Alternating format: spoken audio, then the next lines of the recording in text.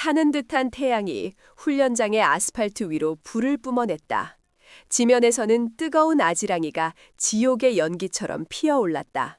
그 한가운데 한 여자가 휠체어에 앉아 있었다. 군복은 흙먼지로 더러워져 있었고 온몸은 군데군데 피가 배어나온 붕대로 감겨 있었다. 그녀는 고개를 떨군 채 미동도 하지 않았다. 마치 모든 것을 포기한 듯한 모습이었다. 그녀의 앞에 그림자가 드리워섰다. 승리감에 도취된 표정의 박태민 소장이었다. 그의 손에는 아직 살아있는 시퍼런 바닷물고기 한 마리가 들려 있었다. 퍼덕, 퍼덕. 물고기는 그의 소나귀에서 벗어나려 필사적으로 몸부림쳤다. 은빛 비늘이 잔인한 햇빛을 받아 번뜩였다. 지독한 비린내가 뜨거운 공기 속으로 역겹게 퍼져나갔다. 박 소장은 벌레를 보는 듯한 눈으로 휠체어의 여자를 내려다보았다. 그의 목소리는 승리감에 취해 역겹게 울려 퍼졌다. 처먹어, 이 술집 마담년아. 그는 여자의 턱을 거칠게 움켜쥐었다. 우두둑, 뼈가 어긋나는 듯한 소리가 작게 들렸다. 그는 억지로 그녀의 입을 벌렸다. 네가 그렇게 바다를 좋아한다며 오늘 내가 그 맛을 똑똑히 보게 해주마. 삼켜. 그는 비명을 지를 틈도 주지 않고 퍼덕거리는 물고기를 그녀의 입속으로 무자비하게 쑤셔 넣었다. 미끄럽고 거친 비늘의 감촉, 입안을 가득 메우는 비릿한 바닷물의 맛. 여자의 눈이 순간 크게 뜨였다. 숨이 막혔다. 주변을 둘러싼 수백 명의 병사들은 그저 침묵 속에서 이 끔찍한 광경을 지켜볼 뿐이었다. 누구 하나 감히 나서지 못했다. 이곳에서는 박태민은 곧 법이고 신이었다. 여자는 저항하지 않았다. 그저 굴욕 속에서 차가운 생선의 몸부림을 입안에서 견뎌낼 뿐이었다. 하지만 그 굴욕의 순간 그녀의 텅 빈 듯한 눈동자 속에서 아주 차갑고 날카로운 섬광 하나가 번쩍였다. 그것은 패배자의 눈빛이 아니었다. 사냥감의 목에 자신의 이빨을 박아 넣을 순간을 기다리는 최상위 포식자의 섬광이었다. 이것은 그녀의 끝인가? 아니면 저 오만한 남자의 파멸이 시작되는 순간인가? 취임식이 열리기 하루 전 제3기동군단 천동부대의 연병장은 분주함과 긴장감으로 가득했다. 대한민국 육군의 심장이라 불리던 최정예 군단. 그 새로운 군단장의 취임식을 준비하는 병사들의 움직임은 한치의 오차도 없이 절도 있었다. 거대한 단상이 연병장 중앙에 설치되었고 하얀 의자들이 수백 개 넘게 열을 맞춰 도열했다. 빳빳하게 다려진 군복을 입은 장교들이 이리저리 뛰어다니며 마지막 점검을 하느라 여념이 없었다. 바로 그때 단상 위로 한 여자가 천천히 걸어 올라왔다. 군복이 아닌 회색빛의 수수한 정장 차림이었다. 화장기 없는 얼굴에 머리는 단정하게 뒤로 묶여 있었다. 그녀의 걸음걸이는 조용했지만 그 안에는 오랜 세월 군인으로 살아온 사람 특유의 곧고 단단함이 배어 있었다. 그녀는 마치 이곳의 소음과 분주함이 보이지 않는다는 듯 곧장 단상 중앙에 놓인 가장 높은 의자로 향했다. 군단장의 자리. 그녀는 의자 앞에 멈춰서서 잠시 아무 말 없이 연병장 전체를 둘러보았다. 그녀의 눈빛은 깊고 고요했다. 마치 폭풍 전야의 바다처럼. 그녀는 손으로 의자의 가죽 표면을 부드럽게 쓸어보았다. 그리고는 익숙하다는 듯이 깊숙이 몸을 기대어 앉았다. 마치 오랫동안 자신의 자리를 찾아온 사람처럼. 그녀가 바로 새로 부임할 군단장 강슈현 중장이었다. 그녀는 공식적인 행사에 앞서 모든 것이 제대로 준비되었는지 자신이 앞으로 서게 될 무대가 어떤 곳인지 직접 확인하러 온 것이었다. 그녀의 등장은 그 어떤 수행원도 의전도 없이 조용히 이루어졌다. 하지만 그녀의 그 행동은 곧장 한 남자의 심기를 건드리고 말았다. 어이!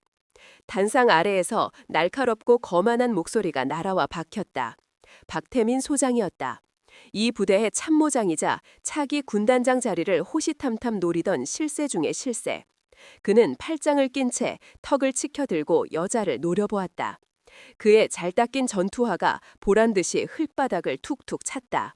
웬 아줌마가 거길 앉아 있어? 그의 목소리는 모든 병사들이 들으라는 듯이 컸다. 주변에서 분주하게 움직이던 장교들과 병사들의 시선이 순식간에 단상 위로 쏠렸다. 모두의 얼굴에 당혹감과 호기심이 떠올랐다. 강수현 중장은 대답하지 않았다. 그녀는 그저 앉은 채로 소리가 들려온 쪽으로 천천히 고개를 돌렸다. 그녀의 얼굴에는 어떤 표정도 떠오르지 않았다. 그녀의 그 무반영은 박태민의 오만함에 기름을 부었다. 그는 자신이 이 부대의 왕이라는 것을 저 정체 모를 외부인에게 똑똑히 보여주고 싶었다. 그는 성큼성큼 단상 위로 걸어 올라왔다. 그의 발걸음 소리가 나무 단상을 쿵쿵 울렸다. 그는 강수현 중장의 바로 앞에 멈춰서서 벌레를 보는 듯한 눈으로 그녀를 내려다보았다. 위압적인 그림자가 그녀의 얼굴 위로 드리워졌다. 귀 먹었어? 당장 일어나지 못해? 그의 목소리에는 노골적인 경멸이 담겨 있었다. 주변의 장교들은 어쩔 줄 몰라 하며 서로 눈치만 보고 있었다. 부대의 2인자인 참모장이 저렇게까지 날뛰는데 감히 누구 하나 나설 엄두를 내지 못했다. 강수현 중장은 그때서야 천천히 입을 열었다. 그녀의 목소리는 낮고 차분했다. 이 자리는 주인이 없는 자리인가? 그녀의 질문은 순수했지만 그 안에는 날카로운 가시가 숨어 있었다. 박태민은 코웃음을 쳤다. 주인?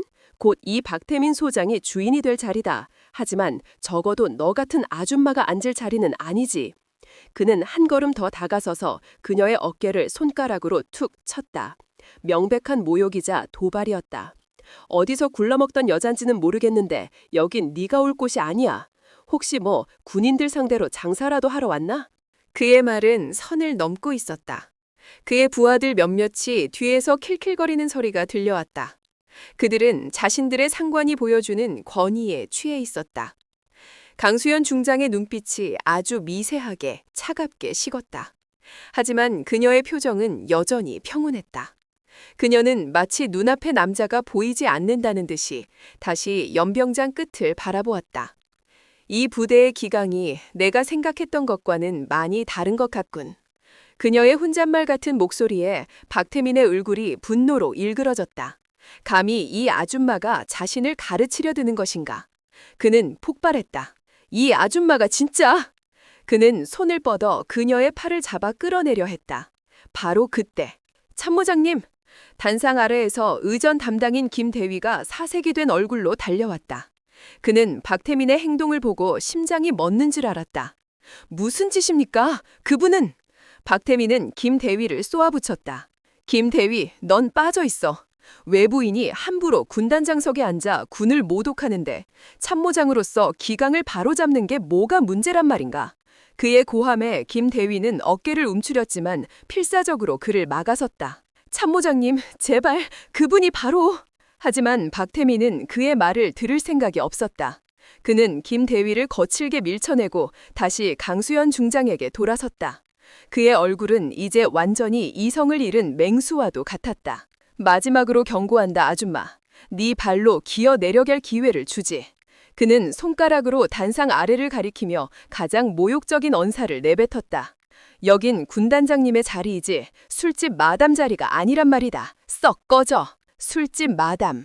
그 단어가 연병장의 모든 소음을 집어삼키는 듯했다. 주변의 모든 병사들이 숨을 죽였다. 너무나도 끔찍하고 무례한 말이었다. 강수현 중장은 그 말을 듣고도 아무런 반응이 없었다. 그녀는 그저 조용히 자신을 향해 쏟아지는 경멸과 모욕을 온몸으로 받아내고 있었다. 그녀는 천천히 자리에서 일어났다. 박태민은 자신이 이겼다고 생각했다. 그의 얼굴에 비열한 미소가 떠올랐다. 하지만 그녀는 단상 아래로 내려가지 않았다. 그녀는 박태민의 옆에 말없이 스쳐 지나갔다. 그리고는 단상 가장자리에 서서 마지막으로 연명장을 한번 쓱 둘러보았다. 그녀의 눈빛에는 그 누구도 읽을 수 없는 깊고 선한 감정이 스쳐 지나갔다. 그리고 그녀는 왔을 때와 마찬가지로 아무 말 없이 조용히 단상을 내려가 사라졌다. 그녀가 사라진 후 박태민은 의기양양하게 군단장 의자에 직접 앉았다. 그는 다리를 꼬고 앉아 부하들을 향해 외쳤다. 봤나? 이것이 바로 천둥부대의 기강이다. 그 어떤 외부의 불순한 세력도 감히 우리의 자리를 넘볼 수 없다는 것을 똑똑히 보여줘야 한다. 그의 부하들이 환호하며 박수를 쳤다. 그는 자신이 완벽한 승리를 거두었다고 자신의 권위를 모든 이들 앞에 똑똑히 각인시켰다고 믿어 의심치 않았다. 그는 내일 열릴 취임식에서 새로운 군단장에게도 이 부대의 진정한 주인이 누구인지를 확실하게 보여줄 생각이었다. 그는 몰랐다. 자신이 방금 대한민국에서 가장 무서운 번개, 천둥 그 자체를 건드렸다는 사실을. 그리고 그 오만함의 대가가 바로 내일 자신의 목을 향해 내리치게 될 것이라는 것을. 연병장의 하늘 위로 먹구름이 아주 천천히 그리고 조용히 몰려오고 있었다. 취임식 당일, 하늘은 거짓말처럼 맑았다. 어제까지만 해도 잔뜩 끼어있던 먹구름은 온데간데 없고 눈이 시리도록 푸른 가을 하늘이 연병장 위로 펼쳐져 있었다. 수백 명의 장병들이 칼같이 열을 맞추어 도열해 있었고 그들의 군화와 총구는 아침 햇살을 받아 눈부시게 빛났다. 단상 위에는 합참의의 주요 인사들과 인근 부대 지휘관들이 자리를 잡고 앉아 있었다. 공기 중에는 팽팽한 긴장감과 함께 새로운 시작에 대한 기대감이 감돌았다. 박태민 소장은 단상 두 번째 줄 참모장 자리에 앉아 있었다. 그는 최고급 군복을 빳빳하게 차려입고 얼굴에는 자신감 넘치는 미소를 띠고 있었다. 어젯밤 그는 자신의 충성스러운 부하들과 함께 거나하게 축하 파티를 열었다. 그는 어제의 일을 자신의 권위를 확립한 완벽한 쇼맨십이었다고 자평했다.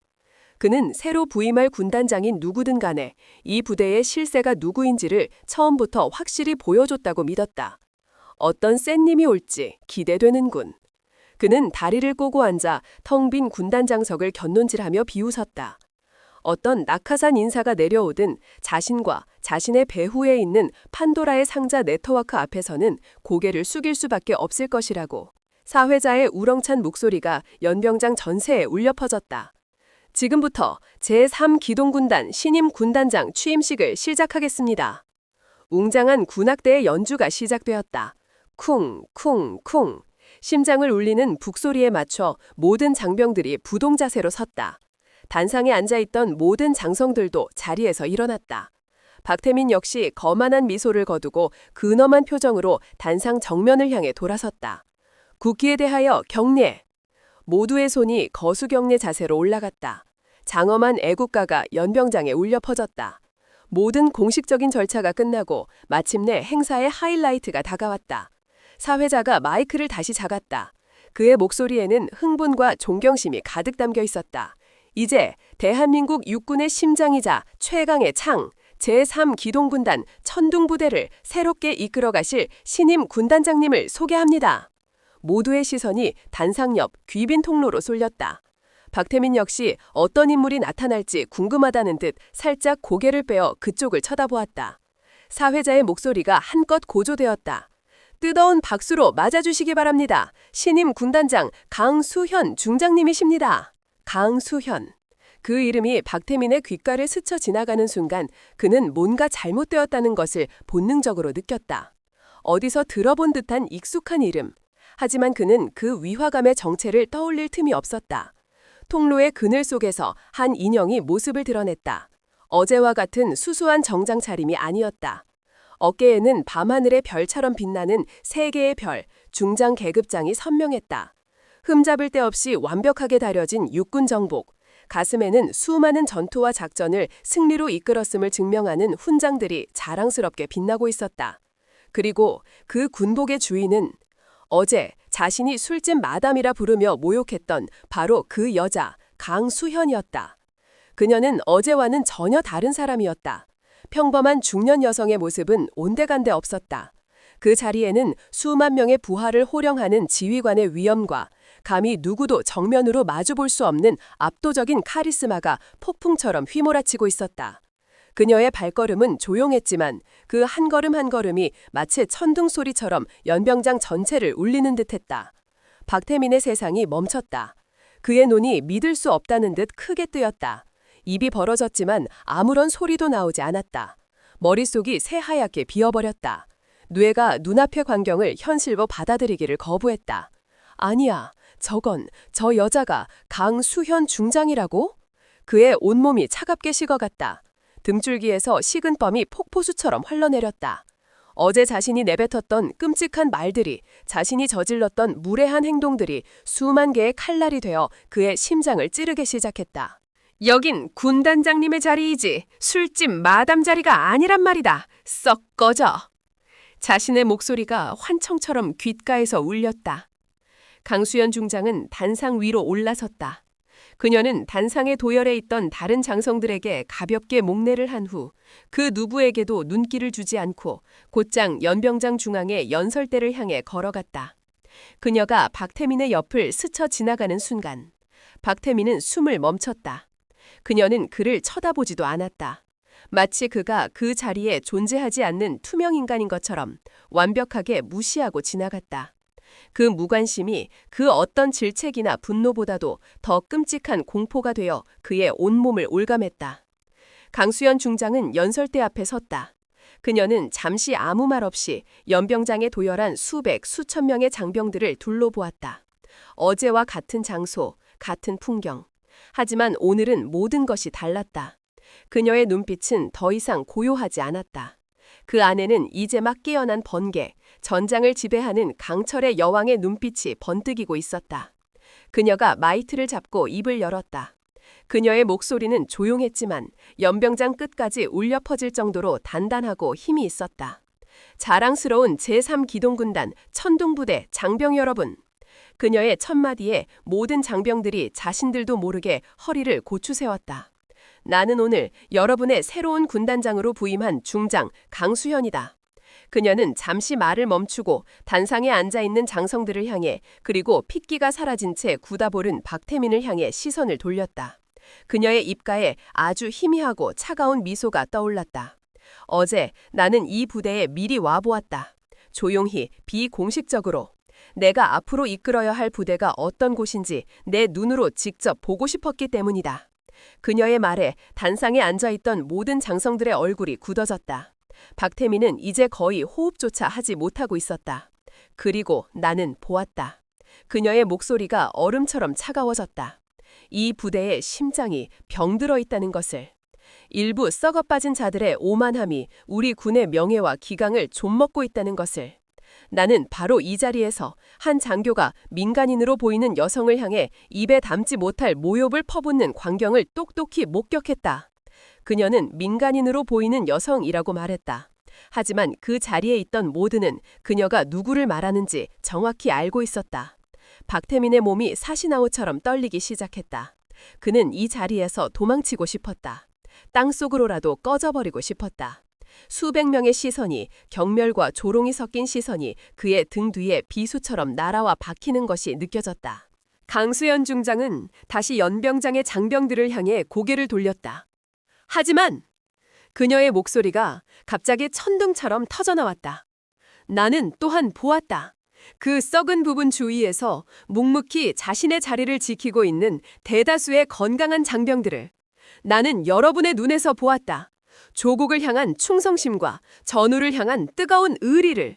나는 바로 여러분을 믿는다. 그녀의 목소리에는 듣는 이의 심장을 뛰게 하는 강력한 힘이 있었다. 나 강수현은 오늘 이 자리에서 여러분에게 약속한다.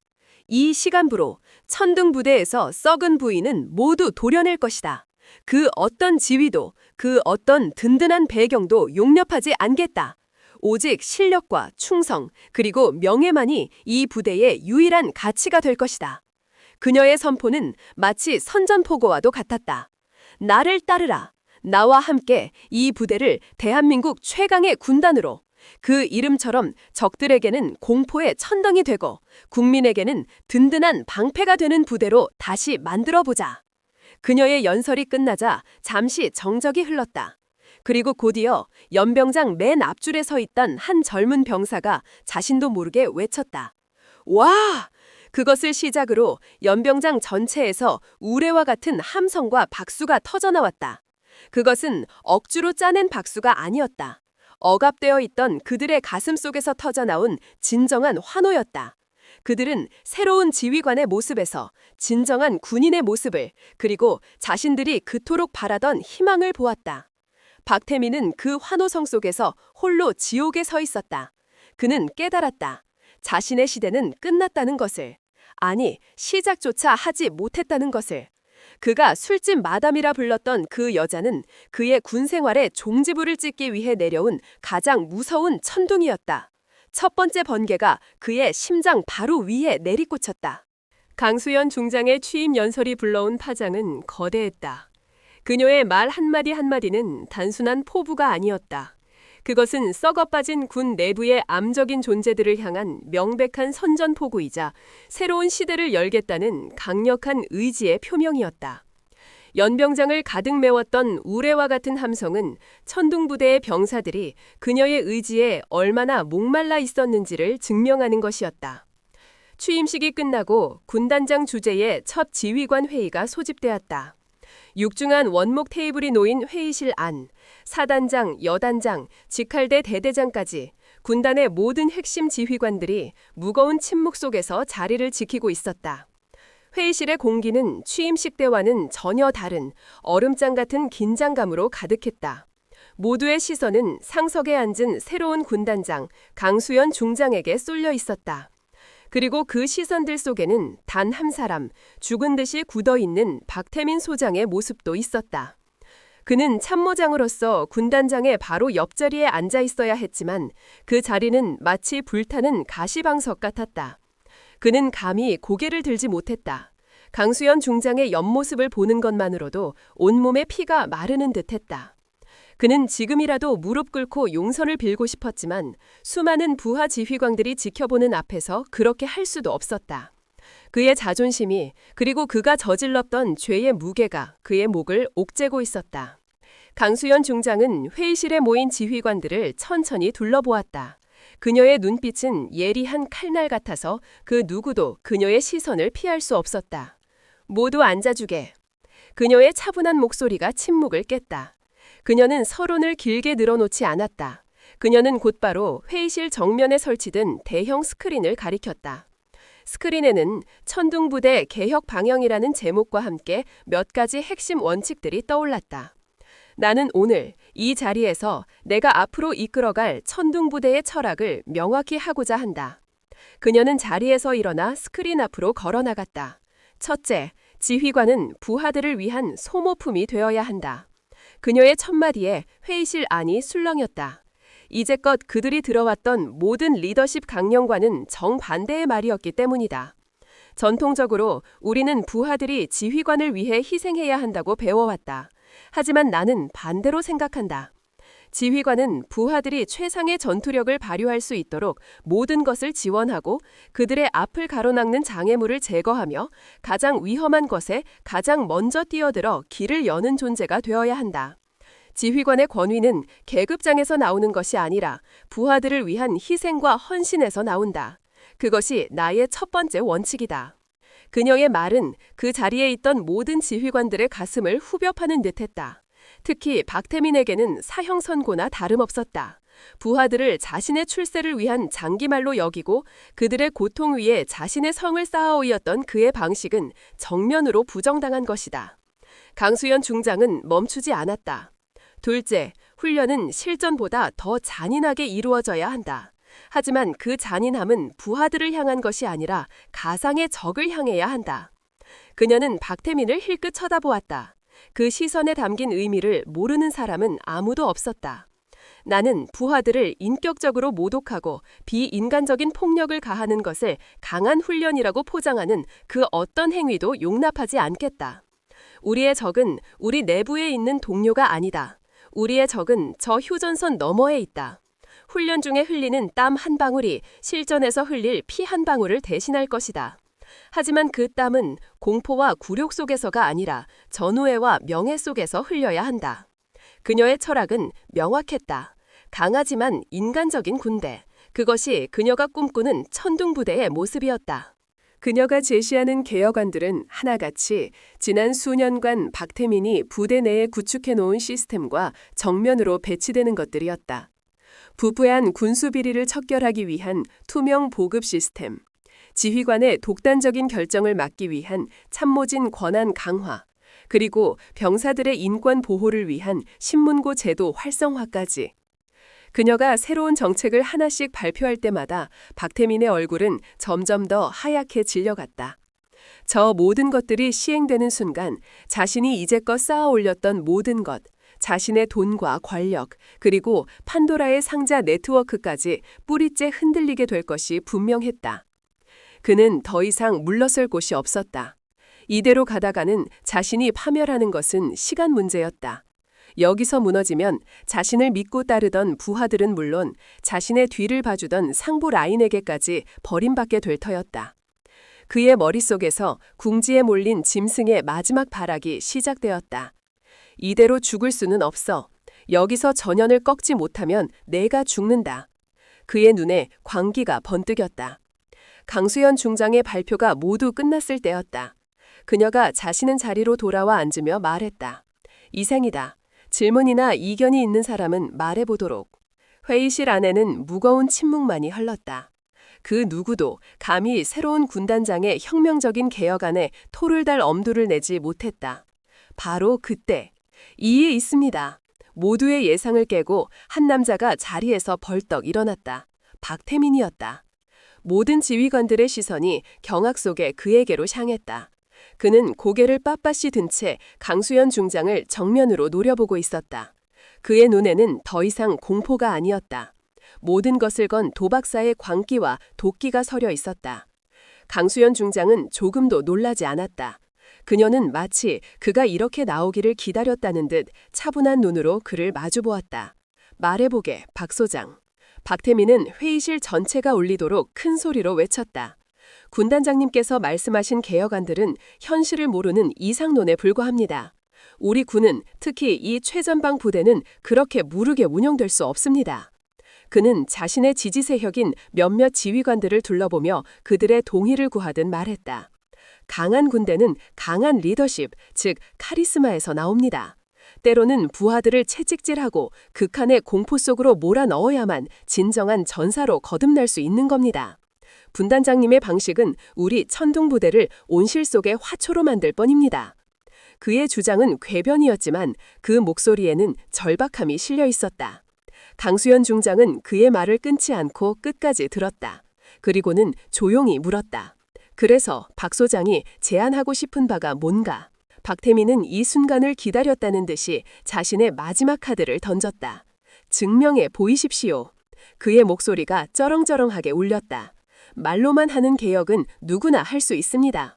군단장님의 그 고상한 철학이 저의 잔인한 현실주의보다 정말로 강하다는 것을 직접 증명해 보이시란 말입니다.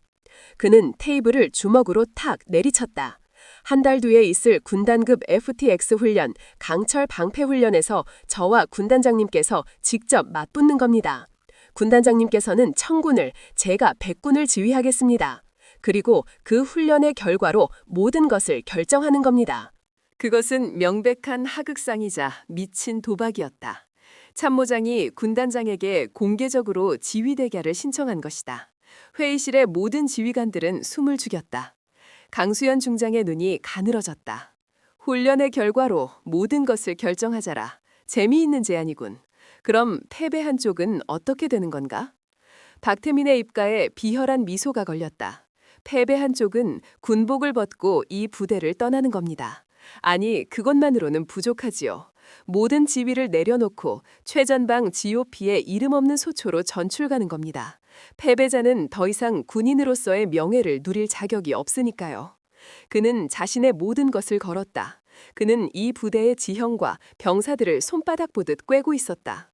새로 부임한 그것도 여자인 군단장이 자신을 상대로 야전 훈련에서 이길 수 있을 리가 없다고 확신했다.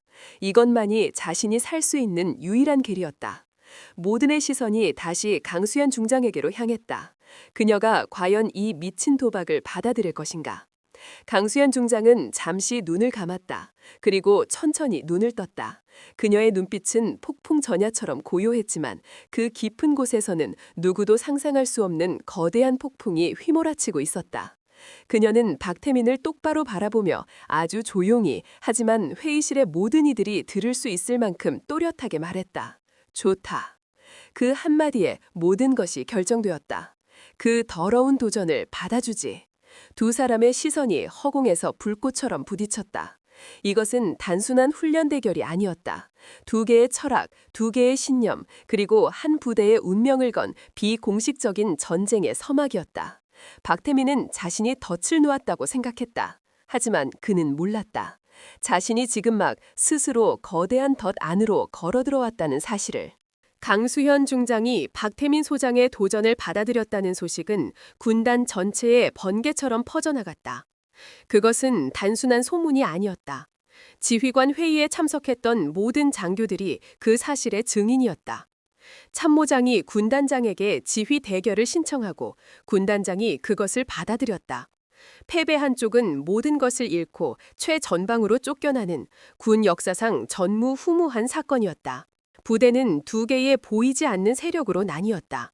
대다수의 일반 병사들과 젊은 장교들은 새로운 군단장 강수현 중장을 열렬히 지지했다. 그들은 그녀의 취임 연설에서 희망을 보았고 부패한 기득권에 맞서는 그녀의 모습에 열광했다. 그들에게 이번 강철 방패 훈련은 단순한 훈련이 아니라 정의가 승리하는지를 지켜볼 수 있는 거대한 드라마였다. 반면 박태민 소장을 중심으로 한 기존의 기득권 세력, 즉 판도라의 상자 네트워크에 연결된 부패한 장교들과 부사관들은 불안감 속에서 박태민의 승리를 기원했다. 그들에게 강수현의 등장은 자신들의 안위와 직결된 문제였다. 그녀가 승리하는 순간 자신들이 이제껏 노려왔던 모든 것들이 사라질 것이 분명했다. 그들은 살아남기 위해 박태민이 반드시 이겨야만 했다. 박태민은 자신의 집무실에서 거대한 작전 지도를 펼쳐놓고 있었다. 그의 얼굴에는 더 이상 초조함이나 불안감이 없었다. 대신 사냥감을 앞에 둔 교활한 뱀과 같은 차갑고 잔인한 미소가 걸려 있었다. 어리석은 년. 그는 지도의 청군 예상 기동로를 손가락으로 쓸어내리며 중얼거렸다. 감히 이 박태민에게 훈련으로 맞서? 내가 이 땅에서 보낸 세월이 몇 년인데 모든 길, 모든 계곡, 심지어 나무 한 그루까지 내 손바닥 안에 있거늘. 그는 자신만만했다. 하지만 그의 자신감은 단순히 야전 지휘관으로서의 경험에서만 나오는 것이 아니었다. 그의 진짜 무기는 정정당당한 전략이 아니었다. 그것은 바로 군단 전체의 거미줄처럼 퍼져 있는 그의 부패한 네트워크였다. 그는 즉시 자신의 핵심 측근들을 소집했다. 군수참모, 정보참모, 작전참모, 모두 그의 손발이자 판도라에 충실한 개들이었다. 계획은 들었겠지? 박태민이 낮은 목소리로 말했다. 회의는 극도의 보안 속에서 그의 집무실 안쪽 비밀 공간에서 이루어지고 있었다. 이번 강철 방패 훈련은 단순한 훈련이 아니다. 우리의 목숨이 걸린 전쟁이다. 무슨 수를 써서라도 반드시 이겨야 한다. 군수 참모인 오 대령이 기름 낀 얼굴에 탐욕스러운 미소를 지으며 아첨했다. 걱정 마십시오, 참모장님. 이미 손을 써두었습니다. 그는 서류 한 장을 박태민 앞에 내밀었다. 청군, 즉 강수현 근현이 지휘할 부대들의 보급 연료입니다. 외관상으로는 아무런 차이가 없지만 절반 이상을 불순물이 섞인 가짜 연료로 바꿔치기 했습니다. 훈련이 시작되고 기동부대가 움직이기 시작하면 얼마 못 가서 엔진이 퍼져버릴 겁니다.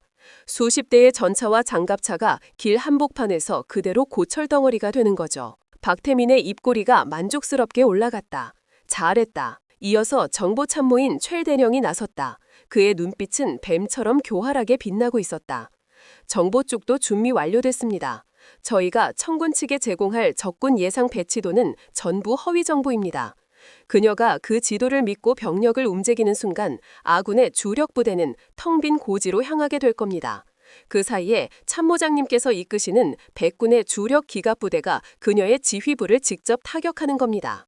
그것은 비겁하고 악랄한 함정이었다. 적에게 잘못된 지도를 줘서 스스로 함정 속으로 걸어 들어오게 만드는 계략. 마지막으로 작전 참모인 윤 대령이 음흉하게 웃으며 덧붙였다. 통신 교란도 문제 없습니다. 훈련 지역의 주요 통신 중계기 몇 개를 정비를 명목으로 손받았습니다. 강수현이 지휘부에서 예하 부대에 명령을 내리려 해도 통신은 계속해서 끊기고 혼선을 빚을 겁니다. 눈과 귀가 먼 장수는 아무것도 할 수 없지요. 그녀는 자신의 부대들이 어디서 어떻게 박살나고 있는지도 모른 채 고립된 지휘소 안에서 발만 동동 구르게 될 겁니다. 연료, 정보, 통신. 현대전의 가장 핵심적인 세 가지 요소를 그들은 모두 오염시키고 망가뜨렸다. 이것은 훈련이 아니었다. 이미 승패가 정해진 일방적인 학살 계획이었다. 박태민은 그들의 완벽한 계획에 만족하며 고개를 끄덕였다. 좋다, 아주 좋아. 하지만 이것만으로는 부족해. 그의 눈에 섬뜩한 광기가 어렸다. 나는 단순히 훈련에서 이기는 것을 원하는 게 아니야. 나는 그년을, 강수현을 모든 부대원들이 보는 앞에서 완전히 짓밟아버리고 싶다. 그녀의 자존심, 명예, 군인으로서의 모든 것을 파괴해버릴 거다. 다시는 그 누구도 나에게 거역할 생각을 하지 못하도록. 그는 자신의 부하들을 둘러보며 마지막 명령을 내렸다. 그녀의 지휘 차량 위치를 실시간으로 추적할 수 있도록 특수 발신기를 몰래 부착해둬.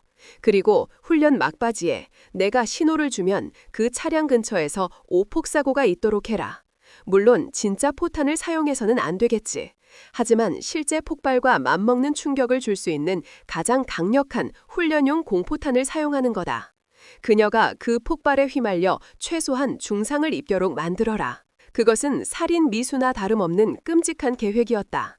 부하들의 얼굴에 순간 망설이는 기색이 스쳤지만 박태민의 살기 어린 눈빛에 이내 고개를 숙였다. 명심하겠습니다. 그들은 완벽한 덫을 놓았다고 믿었다. 그 어떤 변수도, 그 어떤 행운도 강수현을 구해줄 수 없을 것이라고 확신했다. 한편 강수현 중장은 자신의 집무실에서 창밖의 훈련장을 말없이 내려다보고 있었다. 그녀의 책상 위에는 강철방패 훈련 계획안이 놓여 있었지만 그녀는 그것을 보고 있지 않았다. 그녀의 눈은 더 멀리, 더 깊은 것을 보고 있었다. 똑똑, 노크 소리와 함께 그녀의 충직한 부관인 이소령이 들어왔다. 그의 얼굴에는 걱정과 분노가 뒤섞여 있었다. 군단장님, 역시 예상대로입니다. 그는 보안 서류 한 뭉치를 그녀의 책상 위에 올려놓았다. 박태민 소장이 움직이기 시작했습니다. 군수, 정보, 작전 라인에 있는 자신의 신복들을 모두 움직여 우리 측에 대한 대대적인 방해 공작을 준비하고 있습니다. 이것은 방금 전 내부정보원을 통해 입수한 그들의 계획 일부입니다. 서류에는 박태민과 그의 부하들이 꾸미고 있는 모든 음모들이 상세하게 적혀 있었다. 가짜 연료, 허위 정보, 통신 교란, 그리고 마지막으로 그녀의 노린 오폭 사고 계획까지. 이소령은 분노를 참지 못하고 목소리를 높였다. 이건 미친 짓입니다. 훈련이 아니라 반역입니다, 군단장님. 당장 이 증거를 가지고 저들을 모두 체포해야 합니다. 하지만 강수현 중장은 의외로 담담했다. 그녀는 서류를 천천히 넘겨보며 희미하게 미소 지었다. 그것은 분노나 놀라움의 미소가 아니었다. 모든 것이 자신의 예상대로 흘러가고 있음을 확인한 체스 마스터의 만족스러운 미소였다. 아니 이소령. 그녀가 조용히 말했다. 아직 때가 아니야. 하지만 군단장님, 이대로 가다가는 훈련에서 패배하는 것은 물론이고 군단장님의 목숨까지 위험해집니다. 강수현은 자리에서 일어나 창가로 다가섰다. 그녀는 어둠이 내리기 시작하는 훈련장을 바라보며 말했다. 뱀을 잡으려면 뱀이 굴 밖으로 완전히 기어나올 때까지 기다려야 하는 법이지. 지금 저들을 쳐봤자 우리는 꼬리만 자를 수 있을 뿐이야. 몸통은 그대로 살아남아 더 깊은 어둠 속으로 숨어버리겠지. 그녀는 이소령을 돌아보았다. 그녀의 눈빛은 그 어느 때보다도 깊고 단단했다. 나는 박계민이라는 뱀 한 마리를 잡으려는 게 아니야.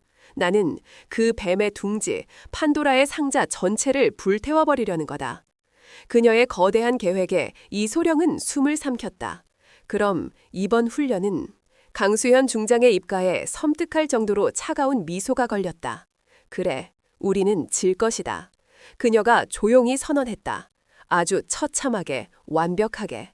나는 모든 부대원들이 보는 앞에서 패배하고 굴욕을 당할 거야. 박태민이 원하는 그대로, 아니, 그가 상상하는 것 이상으로. 그녀는 자신의 책상으로 돌아와 서랍에서 작은 상자 하나를 꺼냈다. 그 안에는 물고기 비늘처럼 반짝이는 초소형 추적장치 몇 개가 들어있었다. 그가 나에게 가장 큰 굴욕을 안겨주는 바로 그 순간이 우리가 그의 심장에 비수를 꽂는 순간이 될 것이다. 그녀는 이소령에게 추적장치를 건네며 아주 낮은 목소리로 비밀스런 명령을 내리기 시작했다. 그것은 아무도 상상하지 못했던 덫을 잡기 위한 덫이었다. 강수현은 기꺼이 미끼가 되기로 결심했다. 가장 깊고 어두운 심연으로 스스로 걸어들어가 그곳에 숨어있는 모든 괴물들을 빗속으로 끌어내기 위해 강철 방패 훈련의 날이 그렇게 하루하루 다가오고 있었다. 강철 방패 훈련이 시작되는 날의 새벽은 짙은 안개와 함께 찾아왔다. 대한민국 중부의 광활한 훈련장을 뒤덮은 안개는 마치 앞으로 벌어질 비극을 예고하는 장막처럼 음산했다. 위잉, 대기를 가르는 날카로운 사이렌 소리와 함께 천군과 백군의 기갑 부대들이 일제히 포효하며 움직이기 시작했다. 지축을 울리는 궤도 소리, 육중한 엔진의 굉음이 안개를 뚫고 사방으로 퍼져나갔다. 거대한 전쟁의 서막이었다. 천군의 이동 지휘 통제소. 수십 개의 모니터와 통신 장비로 가득 찬 육중한 장갑차 안에서 강수현 중장은 거대한 작전 지도 앞에 서 있었다. 그녀의 얼굴은 평소와 다름없이 침착했지만 그 눈빛은 그 어느 때보다도 날카롭게 빛나고 있었다. 그녀의 옆에는 충직한 이소령과 핵심 참모들이 긴장된 표정으로 각자의 임무를 수행하고 있었다. 현재 시간 오후 5시 30분, 제1기갑여단 알파고지를 향해 기동 개시, 예상 점령 시간 7시 30분. 작전 참모가 보고했다. 강수현의 계획은 명료했다. 훈련장 중앙의 가장 중요한 전략적 요충지인 알파고지를 기습적으로 점령하여 백군의 허리를 끊고 전장을 분할하여 각계격파하는 것. 그것은 대담하고 공격적인 그녀다운 작전이었다. 하지만 그녀는 알고 있었다. 그 작전은 결코 성공할 수 없다는 것을. 그녀의 손에 들린 작전지도, 그녀의 부대들이 향하고 있는 그곳은 모두 적이 파놓은 거대한 함정이었다. 군단장님, 제1기갑여단 선두대대에서 보고 들어왔습니다. 전차 10여 대의 엔진이 과열 증상을 보이며 기동이 중지되었다고 합니다. 통신병의 다급한 목소리가 지휘소의 정적을 깼다. 시작이었다. 강수현의 얼굴에 희미한 쓴웃음이 스쳐 지나갔다. 가짜 연료가 드디어 그 효과를 발휘하기 시작한 것이다. 예비 부대를 투입해 즉시 견인 조치하고 나머지 병력은 기동을 계속하도록. 그녀는 침착하게 명령을 내렸다. 하지만 그것은 시작에 불과했다. 보고합니다. 제2기계화 보병사단 브라보 계곡 통과 중 적의 저항은 없습니다. 제7포병여단 지정된 포격 지점 뒤시아벤의 방열 완료, 사격 명령 대기 중. 보고는 계속해서 쏟아져 들어왔다. 표면적으로는 모든 것이 그녀의 계획대로 순조롭게 진행되는 듯 보였다. 하지만 그녀의 눈에는 거대한 체스판 위에서 자신의 말들이 스스로 죽음의 칸으로 걸어 들어가는 모습이 선명하게 보였다. 브라보 계곡은 텅 빈 함정이었다. 진짜 백군의 매복은 그곳에서 5km 떨어진 찰리 능선에 도사리고 있을 터였다. 포병 여단이 조준하고 있는 디셋 지역은 허허 벌판이었다. 그들이 포탄을 쏟아부을 때 백군의 주력 포병은 그 반대편에서 청군의 후방 보급로를 타격할 준비를 하고 있을 것이다. 군단장님, 제1기갑여단 또다시 문제 발생입니다. 추가로 전차 15대의 엔진이 완전히 퍼져버렸습니다. 여단 전세의 진격 속도가 절반 이하로 떨어졌습니다. 이소령이 굳은 얼굴로 보고했다. 그의 눈빛은 보십시오. 모든 것이 저들의 계획대로 되고 있습니다. 라고 말하고 있었다. 강수현은 말없이 고개를 끄덕였다. 그녀는 지도 위에 표시된 알파고지를 손가락으로 가볍게 두드렸다. 박태민, 역시 교활한 놈이군. 그녀가 나지막이 읊조렸다. 시간이 흐를수록 상황은 점점 더 최악으로 치달았다. 통신불량, 지휘부와 제2기계화 보병사단 간의 통신이 계속해서 끊어지고 있습니다. 제1기갑교단 알파고지 5km 전방에서 백군의 대규모 기갑부대와 조우, 매복입니다. 막대한 피해 발생 중, 지원 요청, 반복한다, 지원 요청. 찌직거리는 무전기 너머로 절박한 비명과 포탄이 터지는 굉음이 희미하게 들려왔다. 박태민이 쳐놓은 거대한 그물이 마침내 청군의 목을 조르기 시작한 것이다. 지휘소 안의 참모들은 패닉에 빠졌다. 그들의 얼굴은 새하얗게 질려 있었다. 모든 것이 어긋나고 있었다. 연료는 바닥나고 정보는 거짓이었으며 통신은 먹통이었다. 그들은 눈과 귀가 먼 채 적의 한가운데서 무참히 난도질당하고 있었다. 군단장님, 퇴각 명령을 내려야 합니다. 이대로 가다가는 전멸입니다. 작전 참모가 거의 울부짖듯 외쳤다. 하지만 강수현은 미동도 하지 않았다. 그녀는 눈을 감고 있었다. 그녀는 마치 자신의 부대원들이 겪고 있을 고통과 혼란을 온몸으로 느끼고 있는 듯했다. 이것은 그녀가 선택한 길이었다. 더 큰 정의를 위해 그녀는 기꺼이 이 패배와 희생을 감수해야만 했다. 미안하다, 나의 부하들아. 하지만 이 고통은 반드시 몇천 배로 되갚아주마. 그녀는 눈을 떴다. 그녀의 눈빛에는 더 이상 지휘관의 냉철함이 아니었다. 모든 것을 잃은 자의 깊은 슬픔과 그보다 더 깊은 분노가 서려 있었다. 전 부대, 현 위치에서 방어 태세로 전환한다. 더 이상의 진격은 무의미하다. 그녀의 목소리는 힘없이 갈라져 나왔다. 그것은 패배 선언이었다. 바로 그때였다. 삐삐삐. 지휘 차량의 레이더 경고 장치가 미친 듯이 울리기 시작했다. 적 포탄 접근 5초 후 충격. 레이더 병의 비명과 동시에 이 소령이 반사적으로 그녀의 앞을 막아서며 외쳤다. 군단장님, 엎드리십시오. 하지만 피할 시간은 없었다. 다음 순간 지축을 울리는 거대한 굉음이 터져나왔다. 지휘 차량의 바로 옆 10m도 채 떨어지지 않은 곳에서 거대한 흙먼지 기둥이 솟구쳐 올랐다. 실제 포탄은 아니었지만 박태민이 준비한 가장 강력한 훈련용 공포탄이었다. 그 폭발력은 실제 155mm 고폭탄에 맞먹는 충격파를 만들어냈다. 육중한 지휘장갑차가 종이장처럼 흔들렸다. 끼익!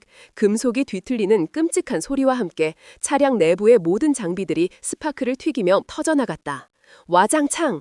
모니터가 박살나고 파편들이 사방으로 튀었다. 강수현은 피할 틈도 없이 그 충격파에 휩쓸렸다.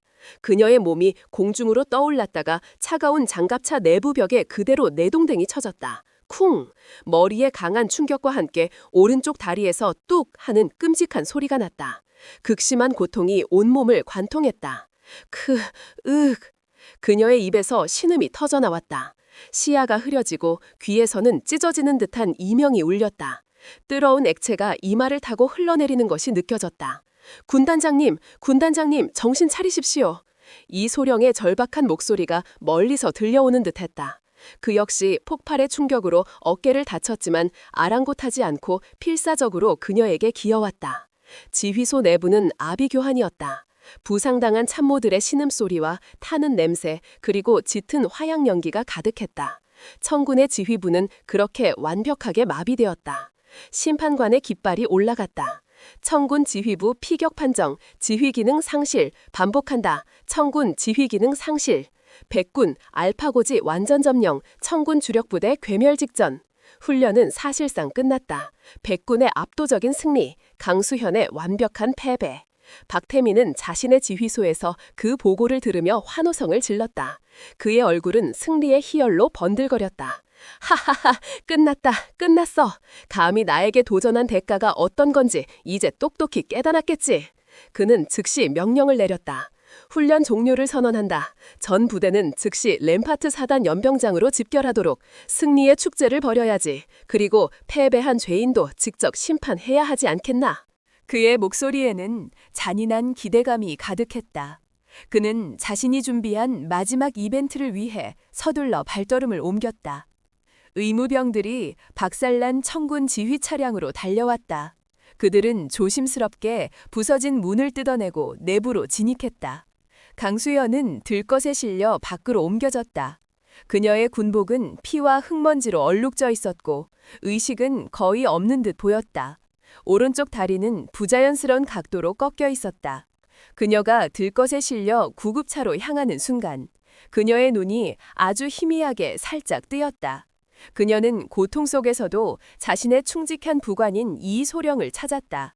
이소령은 그녀의 눈빛을 읽었다. 그녀의 입이 소리 없이 움직였다. 계획대로. 이소령은 아무도 모르게 아주 작게 고개를 끄덕였다. 그의 눈에는 슬픔과 함께 지독한 분노, 그리고 앞으로 벌어질 복수에 대한 결의가 불타고 있었다. 강수연은 다시 눈을 감았다. 가장 깊은 어둠 속으로 그녀는 스스로 걸어 들어갔다. 이제 남은 것은 이 패배의 무대 위에서 그녀가 직접 연출할 가장 잔인하고 화려한 복수극의 마지막 막을 올리는 것뿐이었다. 훈련이 끝난 램파트 사단의 연병장은 광란의 축제 분위기에 휩싸여 있었다. 백군 소속 병사들은 승리의 함성을 지르며 서로를 얼싸안았다. 박태민 소장은 연병장 한가운데 임시로 설치된 단상 위에서 샴페인을 터뜨리며 승리를 자축하고 있었다. 그의 얼굴은 술기운과 흥분으로 벌겋게 달아올라 있었다. 그는 이 순간의 주인공이었고 절대 권력자였다. 보았나? 이것이 바로 천둥구대의 진정한 힘이다. 그가 마이크를 잡고 고함을 질렀다. 그의 충성스러운 부하들이 열광적으로 환호했다. 나약하고 감상적인 리더십으로는 결코 전쟁에서 이길 수 없다는 것을 오늘 우리가 증명해 보였다. 이 박태민이 있는 한 우리 천둥부대는 영원히 불패의 신화를 이어갈 것이다. 그의 연설은 오만함의 극치였다. 그는 자신이 정정당당하게 승리했다고, 자신의 능력이 강수연을 압도했다고 굳게 믿고 있었다. 아니, 그렇게 믿고 싶었다. 연병장 구석에 도열해 있던 청군 소속 병사들은 고개를 숙인 채 침묵을 지켰다. 패배의 굴욕감과 자신들의 지휘관이 중상을 입었다는 소식에 그들의 사기는 땅에 떨어져 있었다. 그들의 눈에는 분함과 무력감이 가득했다. 박태민은 연설을 마친 후 단상에서 내려왔다. 그의 눈이 번뜩였다. 축제는 아직 끝나지 않았다. 그가 준비한 하이라이트, 패배자에 대한 공개적인 심판의 시간이 남아 있었다. 그녀는 어디 있나? 그가 부관에게 물었다. 의무대 막사에 있습니다. 오른쪽 다리 골절상과 머리에 심한 타박상을 입어 긴급 후송을 준비 중입니다. 후송? 박태민이 코웃음을 쳤다. 아직 안 돼. 그년이 가야 할 곳은 병원이 아니야. 아직 대가를 치르지 않았거든. 당장 끌고 와. 그의 목소리에는 거역할 수 없는 잔인함이 서려 있었다. 잠시 후 의무병 2명이 휠체어 하나를 힘겹게 끌고 연병장 중앙으로 나타났다. 휠체어에는 강수연 중장이 앉아 있었다. 그녀는 임시로 받은 환자복을 입고 있었고 머리와 오른쪽 다리에는 두꺼운 붕대가 감겨 있었다. 얼굴은 창백했고 입술은 바짝 말라 있었다. 그녀는 고개를 떨군 채 거의 의식이 없는 듯 보였다. 그녀의 처참한 모습에 연병장에 있던 모든 병사들이 숨을 죽였다. 승리에 취해 환호하던 백군 병사들조차 술렁이기 시작했다. 아무리 패배한 적장이지만 저것은 너무했다. 그녀는 부상을 입은 환자였고 무엇보다 그들의 군단장이었다. 하지만 박태민에게 그런 군인의 명예 따위는 안중에도 없었다. 그는 자신의 승리를 완성하기 위해 그녀의 마지막 남은 자존심까지 갈기갈기 찢어버려야만 했다. 그는 휠체어 앞으로 어슬렁거리며 다가갔다. 그리고는 의기양양하게 웃으며 그녀의 턱을 잡아 올렸다. 골 좀 봐라. 이게 니년의 현실이야. 그의 목소리가 마이크를 타고 연병장 전체에 울려 퍼졌다. 네가 말하던 그 잘난 희생, 헌신, 그딴 건 다 패배자들의 변명일 뿐이야. 결국 전생은 나처럼 강한 놈이 이기는 거라고. 강수연은 아무런 반응도 보이지 않았다. 그녀는 그저 텅 빈 눈으로 허공을 응시할 뿐이었다. 박태민은 그녀의 그 반응이 마음에 들지 않았다. 그녀는 그녀가 울부짖고 애원하고 자신에게 용서를 비는 모습을 보고 싶었다. 아직도 정신을 못 차렸나? 좋아, 내가 니년의 그 오만한 정신을 완전히 박살내주지. 그는 옆에 대기하고 있던 부하에게 눈짓했다. 부하는 비릿한 바닷물이 뚝뚝 떨어지는 커다란 아이스박스를 들고 왔다. 박태민은 박스 뚜껑을 열었다. 그 안에는 아직 살아 숨쉬는 시프런 생선들이 가득 들어 있었다. 이게 뭔지 아나? 박태민이 비열하게 웃으며 그중 가장 크고 힘 좋은 놈 하나를 맨손으로 움켜쥐었다. 퍼덕, 퍼덕. 물고기가 그의 소나귀에서 격렬하게 몸부림쳤다.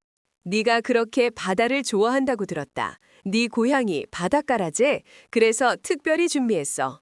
네가 사랑하는 바다의 맛을 오늘 원 없이 보게 해주마. 그의 말에 병사들 사이에서 경악의 탄성이 터져나왔다. 설마, 아무리 그래도 설마 저런 짓까지. 봤나? 이 패배자 년아? 그가 강수현의 귓가에 속삭였다. 니년의 자리는 이런 곳이 아니야. 니년은 그냥 바닷가 술집에서 생선이나 다듬으며 사는 게 어울려. 그는 강수현의 머리채를 잡아챘다. 그리고는 다른 손으로 아직 살아있는 물고기를 그녀의 얼굴 앞으로 들이밀었다. 지독한 비린내가 그녀의 코를 찔렀다. 미끄러운 생선의 몸체가 그녀의 뺨에 닿았다. 바로 그 순간 모든 것을 포기한 듯 보이던 강수현의 눈동자가 아주 미세하게 그 물고기를 향했다. 그녀의 시선은 물고기의 아가미 근처 아주 작은 한 점에 아주 짧게 머물렀다가 떨어졌다. 그곳에는 물고기 비늘과 거의 구별이 되지 않는 머리카락보다도 가는 금속 실 같은 것이 희미하게 빛나고 있었다. 그녀의 부관, 이소령이 의무대에서 그녀를 처치하는 척하며 몰래 붙여놓은 초소형 추적장치였다. 왔구나. 그녀의 마음속에서 차가운 목소리가 울렸다. 박태민은 그녀의 미세한 변화를 눈치채지 못했다. 그는 자신의 잔인한 퍼포먼스에 완전히 심취해 있었다. 자, 이제 파티 시간이다. 그는 고함을 지르며 그녀의 턱을 억지로 버리려 했다. 처먹어, 이 패배잔 연아. 이게 바로 너의 운명이다. 그는 파닥거리는 물고기를 그녀의 입속으로 쑤셔 넣기 시작했다. 바로 그 순간이었다.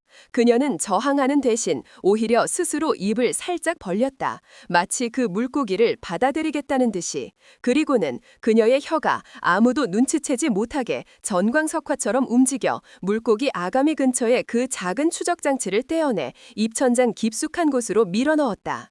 모든 것이 0.5초 안에 일어난 일이었다. 박태민은 그녀가 순순히 굴복했다고 생각했다. 그는 더욱 의기양양하게 물고기를 그녀의 입안 깊숙이 밀어넣었다. 컥, 읍. 강수현의 입에서 고통스러운 소리가 터져나왔다. 숨이 막혔다.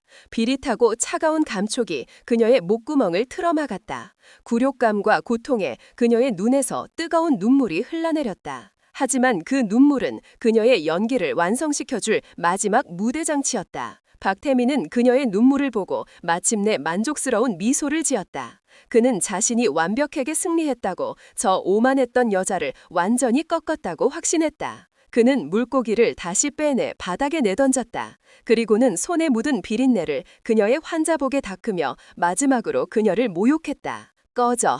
이제 네 역할은 끝났다. 얌전히 고우프로 꺼져서 남은 평생을 썩도록 해. 그는 휠체어를 발로 툭 찼다. 휠체어는 비틀거리며 몇 바퀴 돌다가 연병장 한가운데 멈춰섰다. 강수현은 고개를 숙인 채 거친 숨을 몰아쉬었다. 그녀의 입가에서는 침과 바닷물이 뒤섞여 흘러내리고 있었다. 그녀의 모습은 그 누구보다도 비참하고 처절했다. 박태민과 그의 부하들은 그 모습을 보며 미친 듯이 웃어댔다. 그들의 웃음소리가 연병장 전체에 역겹게 울려 퍼졌다. 하지만 그들은 아무도 보지 못했다. 고개를 숙인 강수현의 얼굴에 굴욕과 고통의 그늘 아래에 아주 희미하게 떠오른 그 미소를. 그것은 지옥의 가장 깊은 곳에서 피어나는 가장 차가운 복수의 미소였다. 그래, 박태민. 그녀는 마음속으로 속삭였다. 이제 네 놈의 역할이 시작될 시간이다. 그녀의 입천장 안쪽 작은 추적장치가 조용히 자신의 신호를 보내기 시작했다.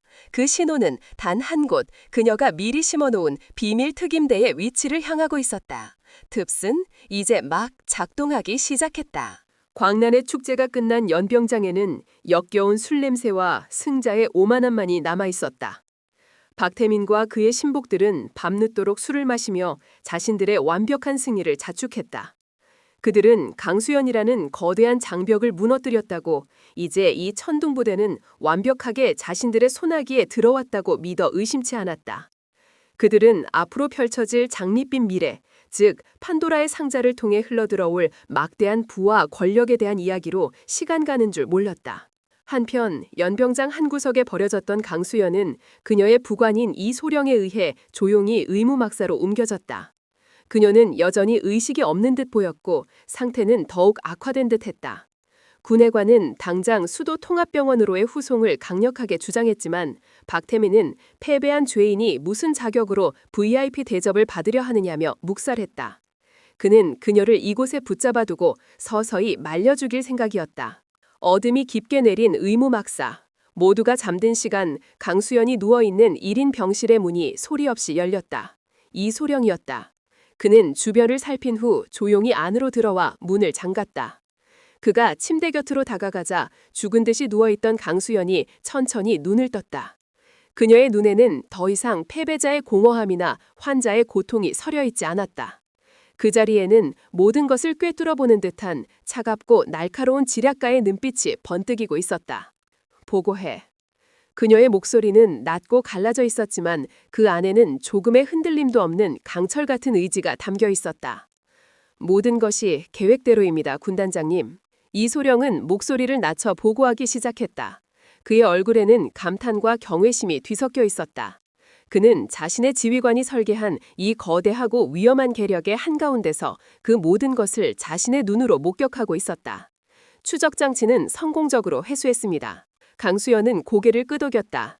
그녀는 혀를 움직여 입천장에 붙여두었던 머리카락보다도 작은 금속 조각을 조심스럽게 떼어냈다.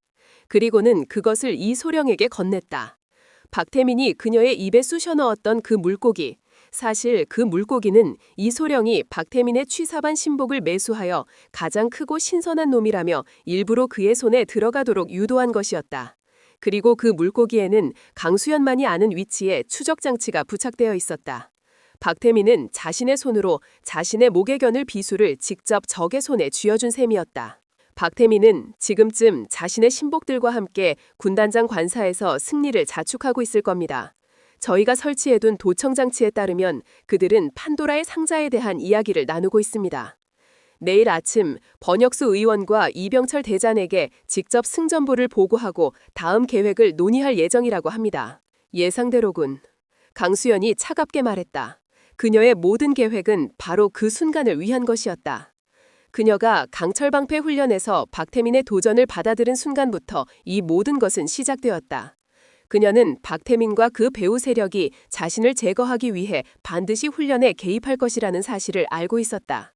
가짜 연료, 허위 정보, 통신 교란, 그녀는 그 모든 것을 예측했고 오히려 그들이 자신의 계획대로 움직여주기를 바랐다. 그녀의 처참한 패배는 그들의 경계심을 완전히 허물기 위한 가장 완벽한 연극이었다. 그녀가 오폭 사고로 입은 부상 역시 계산된 희생이었다. 그녀는 이소령을 통해 폭발의 정확한 예상 지점과 시간을 미리 파악하고 있었다. 충격파가 닿기 직전 그녀는 차량 내부에서 가장 안전한 위치로 몸을 던져 치명상을 피했다. 다리 골절과 타박상은 끔찍했지만 거대한 악을 뿔을 뽑기 위한 대가로는 감수할 만한 것이었다. 그녀가 가장 우려했던 것은 박태민이 그녀를 너무 빨리 수도 병원으로 후송시키는 것이었다. 만약 그렇게 되었다면 판도라의 상자를 눈앞에 두고 모든 것을 놓치게 될 수도 있었다.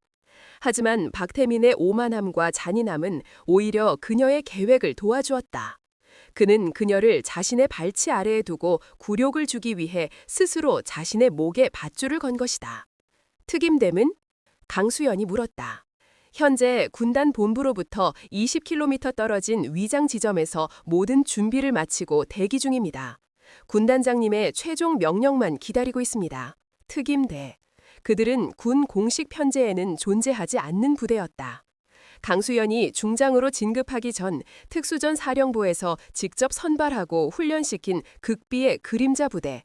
오직 그녀에게만 충성하며 그 어떤 더러운 임무도 마다하지 않는 그녀의 가장 날카로운 비수였다. 드론 부대는? 마찬가지로 준비 완료입니다. 박태민이 이동하는 모든 경로와 그가 접촉하는 모든 인물들을 실시간으로 감시할 수 있습니다. 최신형 스텔스 드론이라 그 어떤 레이더에도 탐지되지 않을 겁니다. 모든 준비는 끝났다.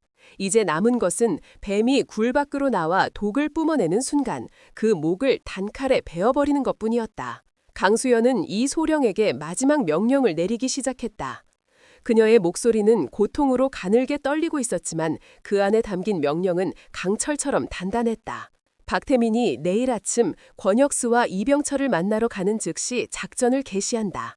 추적 장치를 통해 그의 차량을 미행, 그들이 만나는 비밀 장소를 정확히 파악한다. 그녀는 숨을 골랐다. 특임대는 그 비밀 장소를 완벽하게 포위한다. 개미 새끼 한 마리 빠져나가지 못하게. 하지만 섣불리 진입해서는 안 된다. 내가 신호를 줄 때까지. 신호하시면? 강수연의 입가에 섬뜩한 미소가 떠올랐다. 그들이 판도라의 상자를 여는 순간 그 상자 안에 담긴 모든 추악한 비밀들을 스스로 꺼내어 확인하는 바로 그 순간이 우리가 지옥의 문을 여는 순간이 될 것이다. 그녀는 이소령의 눈을 똑바로 바라보았다. 이소령, 자네에게는 더 중요한 임무가 있다. 특임대가 현장을 급습하는 동안 자네는 드론 부대를 이끌고 또 다른 목표물을 확보해야 한다. 또 다른 목표물 말입니까? 그래, 판도라의 상자는 단순한 비리 장부가 아니야. 그것은 그들이 대한민국 군 전체를 통제하기 위해 만들어 놓은 거대한 시스템의 마스터 키일 뿐. 진짜 그들의 힘은 그들이 불법적으로 축적한 막대한 자금에서 나온다. 나는 그 돈의 흐름을 역으로 추적했다. 그리고 마침내 찾아냈지. 그들의 모든 검은 돈이 세탁되고 보관되는 장소를. 그녀는 이소령에게 작은 USB 하나를 건넸다. 이 안에 모든 정보가 들어있다. 현금, 금괴, 무기, 마약, 상상을 초월하는 것들이 그곳에 있을 거다. 단 하나의 증거도 놓쳐서는 안 돼. 그것이 바로 우리가 저들의 숨통을 완전히 끊어버릴 수 있는 마지막 비수가 될 테니까. 이소령은 비장한 표정으로 USB를 받아들였다. 그는 자신의 지휘관이 얼마나 오랫동안, 얼마나 치밀하게 이 거대한 전쟁을 준비해왔는지 이제야 온몸으로 깨닫고 있었다. 명심하겠습니다. 그가 경례를 붙였다. 이제 나가보게. 저들은 곧 의심하기 시작할 거야. 이소령이 병실을 나간 후 강수연은 다시 죽은 듯이 침대에 누웠다. 그녀는 천장의 어둠을 응시하며 조용히 칼날을 갈았다. 그녀의 처참한 패배와 굴욕적인 모습은 대한민국 전군에 알려질 터였다. 모두가 그녀를 비웃고 동정하고 잊어버릴 것이다. 하지만 아무도 몰랐다. 가장 깊은 어둠 속에서, 가장 처참한 굴욕 속에서 가장 무서운 복수가 조용히 잉태되고 있다는 사실을. 그녀는 박태민이 쳐놓은 덫 안에서 더 거대하고 완벽한 덫을 완성시키고 있었다. 이제 사냥의 시간은 그녀의 것이었다. 다음 날 아침, 박태민 소장은 전날의 숙취가 채 가시지 않은 머리를 흔들며 군단장 관사에서 나왔다. 그의 얼굴에는 승리자의 오만함과 여유가 넘쳐 흘렀다. 그는 가장 아끼는 검은색 세단을 직접 몰고 부대를 빠져나갔다. 그의 차 트렁크에는 어젯밤 그의 신복들이 따로 챙겨온 작은 알루미늄 케이스 하나가 실려 있었다. 그 안에는 강수현의 오폭 사고 현장에서 수거한 블랙박스와 통신 기록 잔치가 들어있었다. 물론 모든 기록은 그에게 유리하도록 완벽하게 조작된 상태였다. 이것은 강수현의 무능함을 증명하고 자신의 승리를 공식화할 마지막 증거물이 될 터였다. 그는 몰랐다. 자신이 부대를 나서는 순간부터 보이지 않는 눈들이 자신을 쫓고 있다는 사실을. 그의 차가 부대 정문을 통과하자마자 약 5km 상공에서 소리 없이 떠있던 스텔스 드론 3대가 그의 차량을 완벽하게 로콘했다. 동시에 그의 차량 뒤편 2km 지점에서 평범한 화물 트럭으로 위장한 특임대의 이동지휘 차량이 그림자처럼 따라붙기 시작했다. 이동지휘 차량 내부. 이소령은 헤드셋을 쓴 채 여러 개의 모니터를 날카로운 눈으로 응시하고 있었다. 하나의 모니터에는 드론이 실시간으로 보내오는 박태민 차량의 고화질 영상이 떠 있었고, 다른 모니터에는 강수현이 그의 입속에 심어놓은 초소형 추적장치가 보내오는 GPS 신호가 붉은 점으로 깜빡이고 있었다. 2개의 추적 시스템이 그의 모든 움직임을 한치의 오차도 없이 완벽하게 포착하고 있었다. 목표 7번 국도를 따라 남쪽으로 이동 중, 예상 목적지는 수도권 외곽, 통신병이 보고했다. 박태민은 약속 장소로 향하고 있었다. 그의 배후 판도라의 상자의 진짜 주인들인 이병철 대장과 김진태 의원을 만나기 위해. 그는 자신의 승전보가 그들에게 얼마나 큰 기쁨을 줄지 상상하며 콧노래를 흥얼거렸다. 1시간쯤 지났을까. 그의 차는 번화한 도시를 벗어나 인적이 드문 외곽의 공업지대로 접어들었다. 낡고 버려진 공장 건물들이 유령처럼 서 있는 곳. 그는 익숙하다는 듯이 그 중에서도 가장 크고 낡은 해주물 공장 앞에서 차를 세웠다. 끼익. 거대한 살문이 안쪽에서 열렸다. 박태민은 차를 몰고 안으로 사라졌다. 목표, 목적지 도착, 경기도 외곽 X알파 지점의 폐공장. 이소령이 즉시 명령을 내렸다. 특임대 본대 즉시 해당 지점으로 이동하여 공장 주변을 완벽하게 포위한다. 모든 예상 탈출로를 차단하고 외부와의 통신을 완벽하게 제밍하라. 지금부터 저곳은 세상과 완벽하게 고립된 섬이다. 그의 목소리는 얼음처럼 차가웠다. 드론 1호기는 공장 상공을 선회하며 외부 경계를 감시, 2호기와 3호기는 지금부터 내부 침투 작전을 개시한다. 창문과 환풍구를 통해 내부로 진입하여 놈들의 모든 대화와 행동을 기록하라. 단 하나의 순간도 놓쳐서는 안 된다. 작은 말벌크크의 스텔스 드론 2대가 소리 없이 어미새를 따나 공장 건물로 향했다.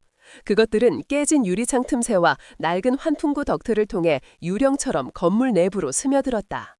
공장 내부는 겉보기와 달리 최첨단 시설을 갖춘 비밀 아지트였다. 거대한 공간 한가운데에는 고급스러운 가죽 소파와 테이블이 놓여 있었고 벽면에는 거대한 스크린월이 설치되어 있었다. 그곳에는 이미 2명의 남자가 박태민을 기다리고 있었다. 한 명은 육군 대장 계급장이 빛나는 군복을 입은 날카로운 눈매의 이병철 대장이었다. 다른 한 명은 품위 있는 양복 차림에 온화한 미소를 띠고 있었지만 눈빛만큼은 뱀처럼 차가운 김진태 의원이었다. 판도라의 상자의 설계자와 관리자, 대한민국을 뒤에서 주무르는 진짜 흑막들이었다. 왔나, 박 장군. 김진태 의원이 미소를 지으며 박태민을 맞았다. 드론의 고성능 마이크가 그들의 모든 대화를 빠짐없이 빨아들이기 시작했다. 박태민은 2사람 앞에 90도로 허리를 숙였다. 의원님, 대장님, 완벽한 승리입니다.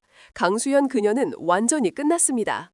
그는 자신이 가져온 알루미늄 케이스를 열어 조작된 블랙박스와 통신 기록을 보여주며 자신의 활약상을 떠벌리기 시작했다. 이병철 대장과 김진태 의원은 만족스러운 표정으로 고개를 끄덕였다. 역시 박 장군이야. 일 처리가 아주 깔끔해. 이병철 대장이 그의 어깨를 두드리며 칭찬했다. 이제 강수연이라는 눈엣 가시는 사라졌으니 우리의 본 사업을 계속 진행해야지. 다음 주에 있을 무기 도입 사업 준비는 잘 돼가나? 그들의 대화는 자연스럽게 군의 차세대 무기 도입 사업에 대한 비리로 이어졌다. 특정 업체에 사업을 몰아주고 그 대가로 수천억 원의 뒷돈을 챙기는 그들의 계획. 누가, 언제, 어디서, 얼마를 받았는지에 대한 구체적인 내용들이 오고 갔다.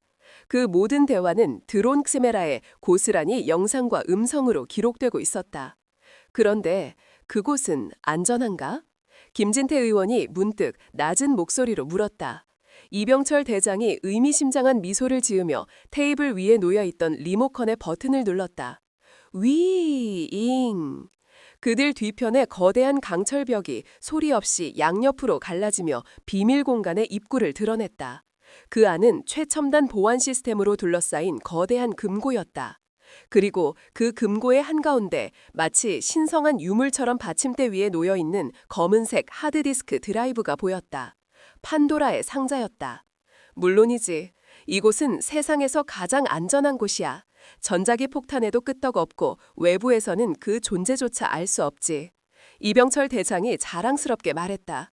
이번에 박 장군이 세운 공도 있으니 새로운 데이터를 업데이트해야겠지. 이리 가져오게. 박태민은 공손하게 자신이 따로 챙겨온 USB 하나를 이병철에게 건넸다.